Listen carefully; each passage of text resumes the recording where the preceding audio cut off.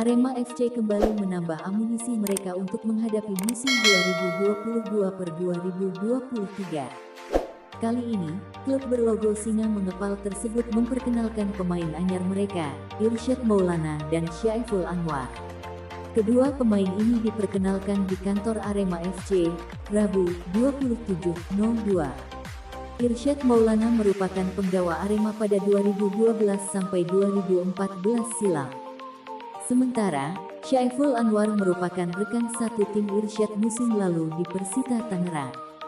Kedua pemain ini direkrut sesuai dengan kebutuhan tim, kata Presiden Arema FC, Gilang Widya Pramana. Sementara itu, manajer Arema FC, Ali Rifki, membeber alasan di balik perkenalan kedua pemain tersebut pada hari ini. Menurutnya, hal ini dilakukan agar mereka menuntaskan dulu kontrak bersama klub lamanya. Ini agar mereka berpamitan baik-baik dengan klub lamanya. Kami pastikan pemain yang dikontrak harus sudah beres dengan klub lamanya. Kami harus paham etika, sambungnya. Syaiful Anwar sendiri mengaku sudah sejak beberapa waktu lalu mendapat tawaran untuk memperkuat Arema. Tawaran ini terjadi pada musim 2020 lalu kala Arema masih dilatih Mario Gomez. Kemudian, ketika ada tawaran lagi, saya tak pikir panjang, kata Syaiful. Apalagi, ketika bermain bersama Bali United pada Piala Presiden lalu, saya melihat atmosfer di sini sangat luar biasa, sambungnya. Syaiful sendiri mengaku tak risau dengan persaingan di lini pertahanan Arema FC untuk memperebutkan posisi inti. Menurutnya, penentuan posisi inti merupakan kewenangan pelatih. Yang penting kita bersiap dengan baik dan bekerja keras, tandasnya. Sementara itu, Irsyad Maulana memiliki alasan tersendiri kembali memperkuat Arema FC. Menurut pemain 28 tahun tersebut, keputusannya ini merupakan buah dari panggilan hatinya. Kenapa saya balik? Karena panggilan hati. Saya punya utang, kata Irsyad. Irsyad pun mengaku tak memiliki target khusus bersama Arema FC. Ia mengaku siap mengikuti apapun target yang dipatok oleh manajemen klub tersebut.